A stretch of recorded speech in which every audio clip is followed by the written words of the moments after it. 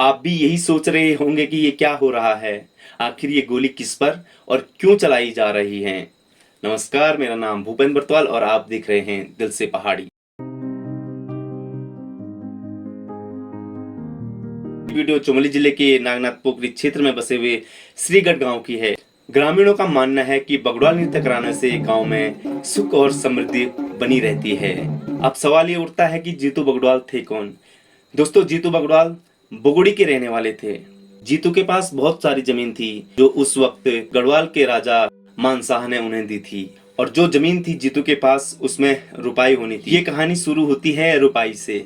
जी हाँ दोस्तों, जहाँ जीतू को आचरी हर ले गई थी।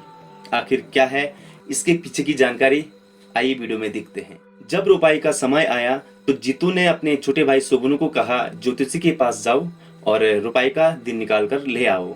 सुबनू ज्योतिषी के पास गया, लेकिन ज्योतिषी ने जब पतड़ा जो होता है वो देखा और उसमें जीतू के जो भी परिवार था उसमें किसी के हाथों रुपाई का दिन नहीं निकल रहा था। लेकिन एक उपाय है, 6 गते आषाढ़ तक अपनी बहन सोबिनी को ले आओ और उसके हाथों रुपाई शुरू कराओ। सुबनू जैसे ही घर पहुंचा, जीतू ने पूछा कि कौन सा दिन निकला है रुपाई का।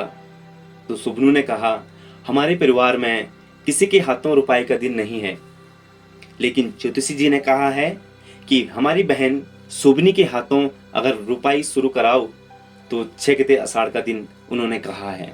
और जीतू ये सुनकर मन ही मन बहुत खुश हुआ। सोबिनी को बुलाने जाना मतलब स्याली भराना से भी मिलना, जो कि जीतू के मन में बसी थी। सोबिनी की ननद थी भरणा, स्याली भरणा, और स्याली भरणा अपने आप में बहुत सुंदर थी। और अब समय आ चुका था सोबिनी को ले आने का। तो अब जीतू तैयार हो चुका था। और जीतू के बारे में एक और बात, जीतू बांसुरी बहुत अच्छी बजाता था। चेहरे पर छबीली मुस्कान सजाए, हाथों में नौसुरिया मुरली थामे जीतू निकल पड़ा रैथल गांव की ओर।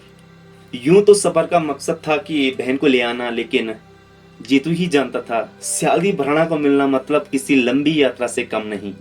और जब जीतू रैथल पहुंचता है तो स्याली भरणा से कहता है, मैं तुमसे बहुत प्रेम करता हूँ, मैं अपनी बहन सोबिनी को ले आने के बहाने तुमसे मिलने आया हूँ। तब स्याली भरणा कहती है, सच में तुम मुझसे इतना प्रेम करते हो? अगर तुम मुझसे इतना प्रेम करते हो तो मेरे लिए कंठ घोड़ थार ले आओ। वो न मरा होना चाहिए और न जिंदा होना चाहिए। ऐसी शर्त जीतू के सामने रख दी। क्योंकि जीतू स्याली भरणा से बहुत प्रेम करता था, तो आखिर जीतू ने स्याली भरणा की बात मान ली और निकल पड़ा शिकार के लिए। और जीतू को शिकार नहीं मिलता है, और जाते जाते जीतू पहुंच जाता है रैथल के डांडा, यानी जिसे खेंट पर्वत कहते हैं, या जिसे आछरियों का पर्वत भी कहा जाता है। और जब जीतू थक जाता है तो बगडोली जब लगाते हैं उसमें कहते हैं कि कोंकों डाली छलो बैठी, मतलब जो कोंकों डाली है उसके छेल तू बैठा, उसकी छाँव में तू बैठा। और जब जीतू उस छाँव में बैठा तो अपनी नौसिरिया मुरली निकाल दी और उस मुरली को बजाने लगा। और तभी जीतू को पता नहीं था उसके साथ क्या होने वाला है। क्या वो जिंदा घर जा पाएगा? क्या वो फिर अपनी स्याली भरणा को मिल पाएगा? क्या वो रुपाई कर पाएगा? तमाम सी अटकलें लगी हुई थी। और तभी वहां पर 9 बड़ी आछरी आ जाती हैं और जीतू को चारों ओर से घेर लेती हैं। जैसे जीतू आंखें खोलता है तो वो समझ जाता है कि उसे आचरियों ने हर लिया है। और अब जीतू भी जान चुका था कि आचरियां उसके बिना नहीं लौटेंगी। जीतू उनसे निवेदन करता रहा कि मुझे छोड़ दो, लेकिन वो नहीं मानी। और जब आचरियां नहीं मानती हैं तब जीतू उनसे निवेदन करना छोड़ मोहलत मांगता है। जीतू कहता है, 6 गते आषाढ़ के दिन तुम मुझे अपने साथ ले जाना, ताकि तब तक मैं अपनी सारी जिम्मेदारियां पूरी कर सकूं। आचरियां भी मान जाती हैं और अब जीतू अपनी मृत्यु का समय तय कर भारी मन से अपनी बहन सोबिनी के घर पहुंच जाता है। और वहां स्याली भरणा को देख मन ही मन बहुत दुखी होता है। वही जानता है कि उसके साथ क्या हुआ है। और कहते हैं ना, जब अपनी मृत्यु का समय पता हो तो बहुत मुश्किल होता है किसी भी इंसान के लिए। और तब जीतू भी एक इंसान ही थे। देवता बाद में बने, वो धीरे धीरे आपको आगे कहानी में पता चल जाएगा। बगडवाल नृत्य में गोली चलाने वाला जो आपने वीडियो देखा, वो यही मतलब जो चीजें हैं, जब वो बंदूक के जंगल में जाता है शिकार के लिए, तो वो बंदूक का जो सीन है, जो बंदूक पे वो फायर होती है, वो यही दर्शाता है कि जीतू बगडवाल बंदूक लेके शिकार के लिए गया था। और जैसे फायरिंग होती है ना, उस टाइम पर देखा होगा आपने कि बहुत सारे देवता आ जाते हैं। उस टाइम पर क्या होता है कि जो पशु होते हैं बगडवाल के, वो मूर्छित हो जाते हैं। और जो आचरियाँ होती हैं, तब वो लाइयाँ और भट्ट उनके ऊपर डालते हैं। करीब 1-1.5 मिनट जो पशु होते हैं बगडवाल के, वो मूर्छित अवस्था में रहते हैं।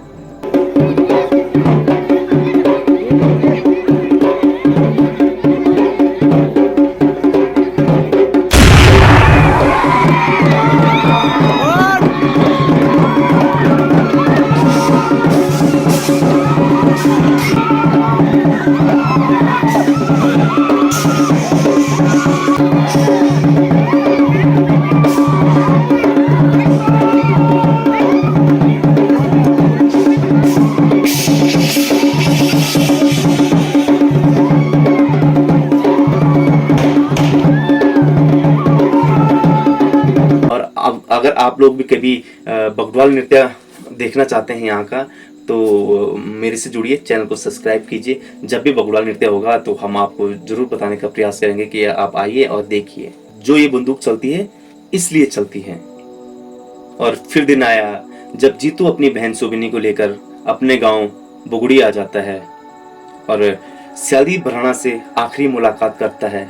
वो जानता है कि इसके बाद अब स्यादी भराना से वो मुलाकात नहीं कर पाएगा, क्योंकि 6 गते आषाढ़ आचरियों ने उसे हर लेना है।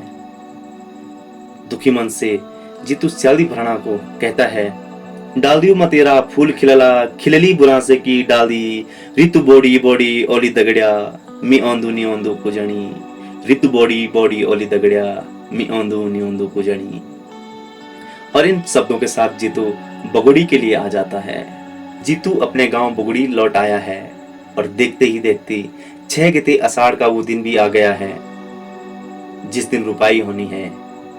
और जीतू के लिए तो खैर दुख की घड़ी थी वो, क्योंकि वो ही जानता था कि आज उसका आखिरी दिन है। आज वो यहाँ से सब कुछ छोड़कर चले जाएगा। मनी मन बहुत दुखी होता है। खेतों में बैलों की जोड़ी तैयार रहती है, बीज तैयार रहता है, लेकिन ये सब छोड़ जीतू अपने मन ही मन दुखी रहता है कि उसे पता है क्या होने वाला है उसके साथ। जीतू को पता था कि उसको आज आचरी ले जाएंगे, लेकिन उसने फिर भी क्या किया कि मोल कामिण होते हैं जो बगवाल के साथ नाचते हैं, तो मोलू जो उनके कहा जाता है कि नौकर थे, वो हल हुल लगाते थे खेतों में। तो जीतू ने अपने कपड़े उसको पहना दिए और उसको कहा कि तू लगा हल। तो जीतू ने अपने बचाव के लिए बहुत पैंतरे अपनाने लगा और मोलू को उस दिन रुपाई के लिए भेज दिया। आचरियों ने एक बार उसे हार लिया और उसे हारने के बाद जब आचरियों को पता चला नहीं ये नहीं है, तो उसको छोड़ के फिर जीतू को कहा, अगर तू राजाओं का वंश है तो आ और अपना वादा पूरा कर। तब जीतू ने अपना वादा पूरा किया। और आगे अब वीडियो के माध्यम से देखिए, जो बगवाल नृत्य होता है उसके माध्यम से मैं आपको समझाता हूँ, और असली वीडियो अभी बाकी है। ये हमारे गांव का पंचायती चौक है। यहीं पर हर तीसरे या 5वें साल बगवाल नृत्य का आयोजन किया जाता है।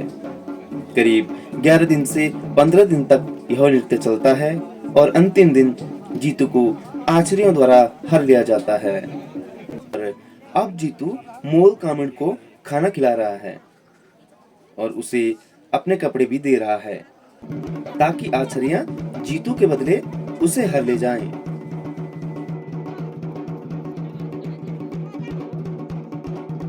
और अभी रुपाई के लिए बीज निकाला जा रहा है।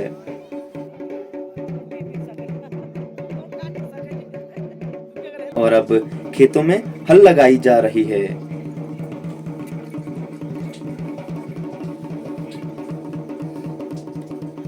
और अब मैया लगाया जा रहा है। अब जीतू की अंतिम घड़ी आ चुकी है। यहाँ पर मोल कामिन और जीतू एक साथ हार लिए जाएंगे आचरियों द्वारा। आइए देखिए नृत्य के माध्यम से।